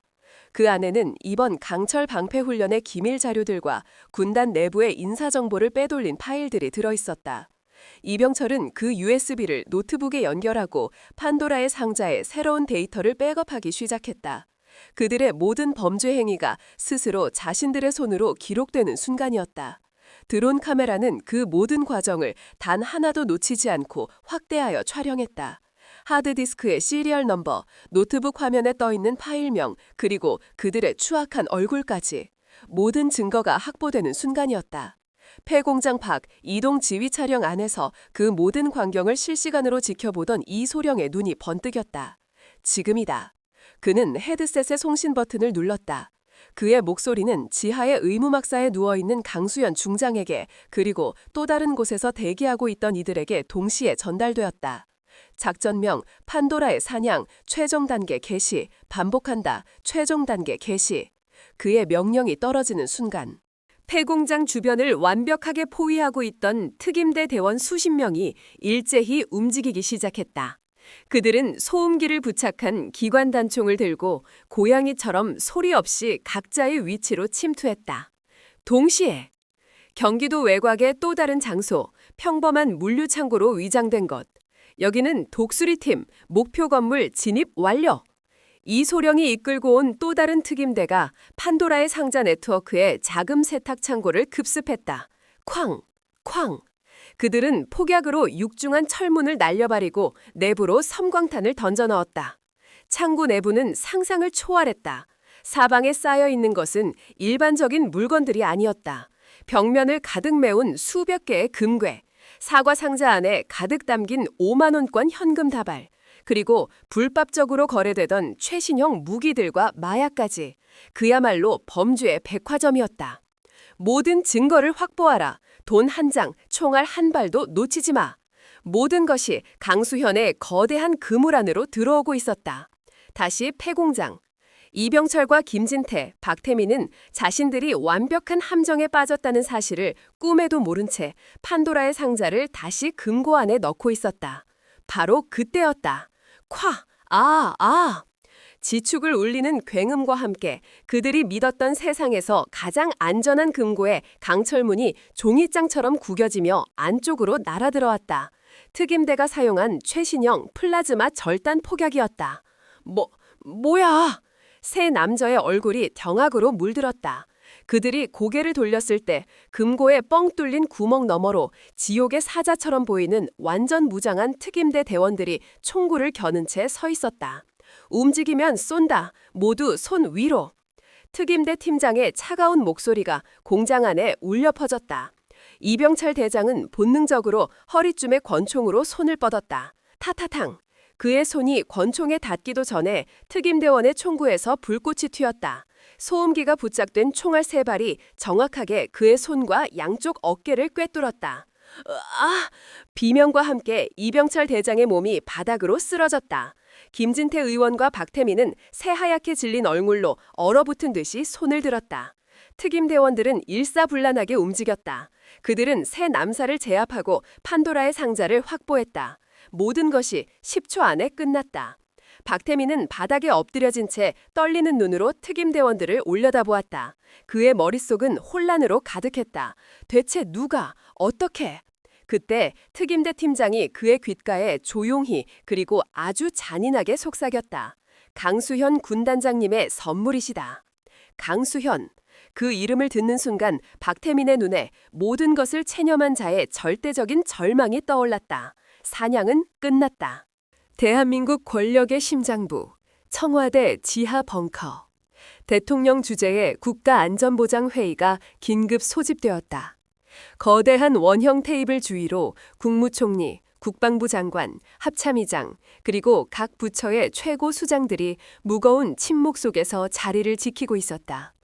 회의실의 공기는 대한민국의 운명을 결정짓는 중요한 논의가 이뤄지는 곳답게 살얼음판 같은 긴장감으로 가득했다. 회의의 공식적인 안건은 군 내부 기강 확립 및 방산 비리 척결을 위한 긴급 대책 논의였다. 하지만 이 자리에 모인 모두는 알고 있었다.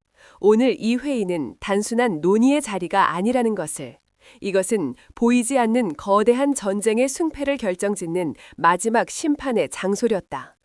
회의가 시작되고 국방부 장관의 딱딱한 보고가 이어졌다. 그는 천둥부대에서 일어난 불미스러운 지휘권 다툼과 그 결과로 강수현 중장이 중상을 입고 박태민 소장이 지휘권을 장악하게 된 경위에 대해 원론적인 보고를 늘어놓았다. 그의 보고는 교묘하게 진실을 비껴가고 있었다. 그는 판도라의 상자의 핵심 인물 중 하나였고 이 모든 사태를 강수현 개인의 돌출 행동과 무능함으로 몰아가려 하고 있었다. 대통령은 굳은 얼물로 아무 말 없이 보고를 듣고만 있었다. 바로 그때 회의실의 육중한 문이 조용히 열렸다. 모두의 시선이 문 쪽으로 쏠렸다. 끼익 휠체어 바퀴 소리가 정적을 깼다. 강수현 중장이었다. 그녀는 아직 환자복 차림이었고 머리와 다리에는 붕대가 감겨 있었다. 그녀의 부관인 이소령이 힘겹게 휠체어를 밀며 회의실 안으로 들어섰다. 그녀의 등장은 그 어떤 의전에도 없던 완전히 돌발적인 상황이었다. 회의실 전체가 술렁이기 시작했다. 국방부 장관의 얼굴이 당혹감으로 굳어졌다. 아니, 강 중장, 여긴 어쩐 일인가? 몸도 성취하는 사람이. 그는 그녀의 등장을 막으려 했지만 대통령이 조용히 손을 들어 그를 제지했다. 대통령의 눈빛은 그 누구도 읽을 수 없을 만큼 깊고 고요했다. 강수현은 이소령의 도움을 받아 테이블의 가장 끝자리, 가장 낮은 자리에 힘겹게 자리를 잡았다.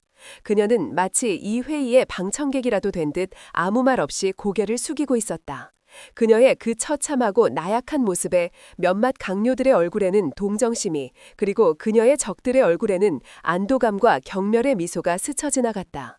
저 여자는 이제 완전히 끝났다고. 회의는 계속되었다. 이제 발언권은 합참의장, 즉 판도라의 또 다른 수장인 이병철 대장에게 넘어갔다. 하지만 오늘 그의 모습은 보이지 않았다. 합참 작전본부장이 대신 자리하여 그가 긴급한 군사 현안으로 인해 부득이하게 불참하게 되었음을 알렸다. 김진태 의원 역시 국회 긴급 현안의 이유로 불참 통보를 해온 상태였다. 모든 것이 그들의 계획대로 흘러가는 듯했다. 그들은 자신들의 꼭두각시인 국방부 장관을 내세워 모든 것을 마무리하고 자신들은 안전한 곳에 숨어 있었다. 국방부 장관이 마지막 결론을 내리려던 순간이었다. 잠깐만. 아무도 예상치 못한 목소리가 회의실의 침묵을 깼다. 고개를 숙이고 있던 강수현 중장이었다. 그녀는 천천히 고개를 들었다. 그녀의 얼굴은 창백했지만 그 눈빛만큼은 회의실의 그 어떤 권력자보다도 더 강하고 날카롭게 빛나고 있었다. 대통령 각하, 발언을 허락해 주시겠습니까? 그녀의 목소리는 작았지만 그 안에는 거역할 수 없는 힘이 담겨 있었다. 국방부 장관이 버럭 소리쳤다. 강 중장, 지금 여기가 어디라고 생각하는 건가? 공식적인 발언권도 없는. 좋소. 대통령이 그의 말을 끊었다. 말해보시오, 강 중장. 듣고 있겠소. 강수현은 대통령에게 고개를 숙여 감사를 표했다. 그리고는 회의실에 앉아있는 모든 이들을 천천히 둘러보았다. 그녀의 시선이 국방부 장관의 눈에 잠시 머물렀다. 국방부 장관은 자신도 모르게 시선을 피했다. 존경하는 대통령 각하, 그리고 이 자리에 계신 내각 위원 여러분. 그녀가 입을 열었다. 저는 오늘 이 자리에서 지난 수십 년간 우리 군을 좀먹어온 거대한 악의 실체에 대해 고발하고자 합니다. 회의실의 공기가 차갑게 얼어붙었다. 모두가 그 존재를 알고 있었지만 누구도 감히 그 이름을 입에 담지 못했던 어둠. 사람들은 그것을 판도라의 상자라고 부릅니다. 판도라의 상자. 금기시되었던 그 이름이 대한민국 최고 권력회의의 중심에서 터져나온 순간이었다. 국방부 장관의 얼굴이 새하얗게 질렸다. 지금 무슨 말을 하는 건가, 강 중장? 증거도 없이 국가안보회의 석상에서 그런 음모론을. 증거가 없다고 하셨습니까, 장관님? 강수현의 입가에 처음으로 아주 차가운 미소가 떠올랐다. 그녀는 고개를 돌려 자신의 뒤에 서 있던 이소령에게 눈짓했다. 이소령은 품속에서 검은색 외장 하드디스크 하나를 꺼내 회의실의 중앙 통제 시스템에 연결했다. 강수현은 비어있는 합참의장과 김진태 의원의 의자를 똑바로 바라보며 마치 그들이 그 자리에 앉아있는 것처럼 말했다. 그녀의 목소리는 이제 심판을 내리는 신의 목소리처럼 장엄하게 울려 퍼지고 있었다. 대통령 각하, 우리가 그토록 오랫동안 찾아 헤맸던 판도라의 상자는 멀리 있지 않았습니다. 그녀는 회의실 전체를 천천히 둘러보며 폭탄과도 같은 마지막 문장을 던졌다. 그것은 바로 이 방 안에 있었습니다. 그 말이 끝나는 순간 회의실 정면에 거대한 스크린월이 켜졌다. 지지직거리는 소음과 함께 영상 하나가 재생되기 시작했다. 화면에 나타난 곳은 낡은 폐공장이었다. 그리고 그 안에는 너무나도 익숙한 3명의 얼굴이 보였다. 이병철 대장, 김진태 의원, 그리고 박태민 소장. 회의실 전체가 경악으로 술렁했다. 영상 속에서 그들은 자신들이 저지른 모든 범죄를 스스로 자백하고 있었다. 무기 도입 비리, 인사청탁, 불법 자금 조성, 그리고 마침내 이병철 대장이 비밀 금고의 문을 열고 판도라의 상자를 꺼내는 장면까지. 그들의 모든 대화, 모든 행동이 한치의 오차도 없이 적나라하게 펼쳐졌다. 국방부 장관은 자신의 눈을 믿을 수 없다는 듯 자리에서 벌떡 일어났다. 아니야, 이건 거짓말이야. 조작된 영상이야. 하지만 영상은 멈추지 않았다. 화면은 분할되며 또 다른 영상이 나타났다. 거대한 물류창고, 그 안에는 산더미처럼 쌓인 금괴와 현금 다발, 그리고 불법 무기들이 가득했다. 그 모든 증거물들 앞에서 이소령이 이끄는 특임대가 현장을 통제하고 있는 모습이 선명하게 보였다. 영상은 마침내 특임대가 폐공장을 급습하여 세 사람을 현장에서 체포하는 장면으로 끝을 맺었다. 영상이 끝나자 회의실에는 절대적인 침묵만이 흘렀다. 그 누구도 감히 입을 열지 못했다. 그들은 방금 대한민국을 뒤에서 조정해온 거대한 악의 제국이 한 여성 군인의 손에 무너져 내리는 역사적인 순간을 목격했다. 강수현은 마지막으로 책상 밑에 숨겨두었던 작은 녹음기를 꺼내 버튼을 눌렀다. 회의실 스피커에서 박태민이 그녀의 입에 생선을 쑤셔 넣으며 내뱉었던 그 모욕적인 말들이 생생하게 흘러나왔다. 처먹어, 이 술집 마담년아. 니년의 자리는 이런 곳이 아니야. 그녀는 자신의 가장 큰 치부를 모든 권력자들 앞에서 스스로 공개했다. 이것이 저들의 민낯입니다. 그녀가 조용히 말했다. 그리고 이것이 저들이 말하는 강한 군대의 실체입니다. 그녀는 자리에서 일어나려 애썼지만 부상당한 다리의 고통에 다시 주저앉고 말았다. 하지만 그녀의 목소리는 그 어떤 장군보다도 더 당당하고 굳건했다. 대통령 각하, 이제 심판의 시간입니다. 대통령은 한동안 아무 말 없이 눈을 감고 있었다. 그리고 천천히 눈을 떴다. 그의 눈에는 깊은 분노와 함께 눈앞의 여성 군인을 향한 무한한 존경심이 서려 있었다. 그는 옆에 서 있던 경호실장에게 아주 낮고 단호한 목소리로 명령했다. 국방부 장관, 현 시간부로 직위 해제하고 현장에서 체포하시오. 각하! 국방부 장관이 비명을 질렀지만 이미 그의 양옆으로 그림자처럼 다가온 경호원들에게 팔이 꺾인 후였다. 그리고 지금 즉시 검찰총장과 경찰청장을 이리로 부르시오. 판도라의 상자와 관련된 모든 인물들을 단 한 명도 남김없이 법의 심판대에 세우겠소. 그의 선포는 대한민국을 뒤덮고 있던 거대한 어둠을 걷어내는 새벽의 서곡과도 같았다. 강수현은 그 모습을 휠체어에 앉은 채 조용히 지켜보고 있었다. 그녀의 눈에서 뜨거운 눈물 한 줄기가 흘러내렸다. 그것은 굴욕의 눈물도 고통의 눈물도 아니었다. 마침내 이 길고 외로운 싸움이 끝났다는 안도감과 정의가 승리했다는 뜨거운 환희의 눈물이었다. 최고의 심판이 마침내 내려졌다. 국가안전보장회의 석상에서 벌어진 그날의 사건은 대한민국을 뒤흔든 거대한 지진과도 같았다. 강수현 중장이 목숨을 걸고 터뜨린 판도라의 상자는 상상을 초월하는 후폭풍을 몰고 왔다. 대통령 직속의 특별수사본부가 꾸려졌고 군과 정치권 그리고 재계를 아우르는 대대적인 숙청 작업이 시작되었다. 이병철 대장과 김진태 의원을 필두로 수백 명에 달하는 관련자들이 줄줄이 쇠고랑을 찼다. 국방부 장관은 물론 박태민의 충실한 개들이었던 군단의 참모들까지 단 한 명의 예외도 없었다. 그들이 불법적으로 축적했던 천문학적인 규모의 재산은 모두 국고로 환수되었다. 압수된 금괴와 현금 다발 그리고 불법 무기들이 연일 뉴스를 장식했다. 국민들은 경악했고 분노했고 동시에 부패한 권력의 민낯을 드러낸 강수현이라는 이름의 여성 군인에게 아낌없는 찬사와 지지를 보냈다. 램파트 사단의 비극을 시작으로 천둥부대를 뒤덮었던 어둠은 그렇게 완전히 거쳤다. 박태민 소장은 군사법원에서 이적죄와 살인교사, 직권남용 등 수십 개의 혐의로 종신형을 선고받았다. 그는 법정 최후 진술에서까지 강수현을 향한 저주를 퍼부었지만 그의 발악에 귀 기울이는 사람은 아무도 없었다. 그는 그렇게 역사의 뒤안길로 비참하게 사라졌다. 1년 후, 가을 햇살이 눈부시게 쏟아지는 천둥부대의 활주로. 강수현은 이제 휠체어에 앉아있지 않았다. 그녀는 두 다리로 당당하게 서서 활주로를 힘차게 박차고 날아오르는 최신의 전투기 편대를 바라보고 있었다. 그녀의 어깨에는 이제 세 개의 별이 아닌 대한민국 군의 정점을 상징하는 네 개의 별, 대장 계급장이 자랑스럽게 빛나고 있었다.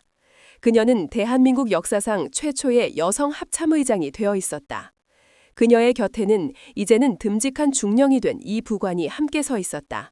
그의 얼굴에는 지난 1년간의 격동을 이겨낸 자의 자신감과 자신의 지휘관에 대한 변함없는 존경심이 서려 있었다. 모든 것이 제자리를 찾았습니다, 의장님. 이 중령이 감회가 새로운 듯 말했다. 강수현은 말없이 고개를 끄덕였다. 그녀의 시선은 하늘을 가로지르는 전투기들을 지나 더 멀고 높은 곳을 향해 있었다. 지난 1년은 그녀에게도 쉽지 않은 시간이었다. 바리의 재활 치료는 끔찍하게 고통스러웠고 판도라의 상자를 뿌리 뽑는 과정에서 마주해야 했던 저항과 위협은 상상을 초월했다. 하지만 그녀는 멈추지 않았다. 그녀는 천둥 부대를 자신이 약속했던 모습으로 완전히 뜯어고쳤다. 부패한 지휘관들은 모두 사라졌고 그 자리에는 오직 실력과 명예를 갖춘 젊고 유능한 장교들이 채워졌다. 훈련은 그 어느 때보다 강도 높았지만 그 안에는 비명과 굴욕 대신 함성과 전우애가 가득했다. 천둥부대는 명실상부한 대한민국 최강의 군단으로 다시 태어났다. 아니, 이중령. 강수현이 조용히 입을 열었다. 이제 시작일 뿐이야. 그녀는 활주로를 등지고 부대 본청을 향해 천천히 걸음을 옮겼다. 그녀의 걸음걸이는 부상 후유증으로 아직 조금 부자연스러웠지만 그 안에는 그 어떤 장군보다도 더 단단하고 굳건한 힘이 느껴졌다. 그녀는 멈춰서서 자신의 손바닥을 내려다보았다. 그곳에는 흉터는 남지 않았지만 그날의 차갑고 비릿했던 감정이 아직도 선명하게 남아있는 듯했다. 나레이터, 때로는 승리하기 위해 스스로 가장 깊고 더러운 진흙탕 속으로 걸어 들어가야만 할 때가 있습니다. 강수연의 시선이 과거를 회상하는 듯 아련해졌다. 사람들은 저에게 물었습니다. 어떻게 그런 끔찍한 굴욕을 견딜 수 있었느냐고. 한 군대의 지휘관으로서, 한 인간으로서 어떻게 그 모든 것을 포기할 수 있었느냐고. 활주로 위로 한 줄기 시원한 바람이 불어와 그녀의 머리카락을 가볍게 흩날렸다. 하지만 진정한 전략가는 단순히 이기는 법만 아는 사람이 아닙니다. 자신의 가장 큰 치욕과 약점마저도 적의 심장을 꿰뚫는 가장 날카로운 무기로 바꿀 줄 아는 사람입니다. 그녀의 입가에 아주 희미하고 단단한 미소가 떠올랐다. 그날 저는 제 명예를 버린 것이 아니었습니다. 저는 제 명예를 가장 강력한 폭탄으로 만들어 적의 심장부에서 터뜨린 것입니다. 하늘 위로 전투기들이 아름다운 궤적을 그리며 날아가고 있었다. 그것은 새로운 시대의 개막을 알리는 축포와도 같았다. 이 생사가 걸린 거대한 체스판 위에서 여장군은 도구로 독을 다스리는 가장 위험한 수를 선택했습니다. 만약 당신이라면 당신의 모든 것을 걸어야 하는 그 절체절명의 순간에 당신의 가장 소중한 자존심마저 내던져야 하는 그런 선택의 기로에서 당신은 그녀처럼 그 위험한 길을 걸어 들어갈 용기가 있으십니까? 당신의 생각을 댓글로 남겨주십시오.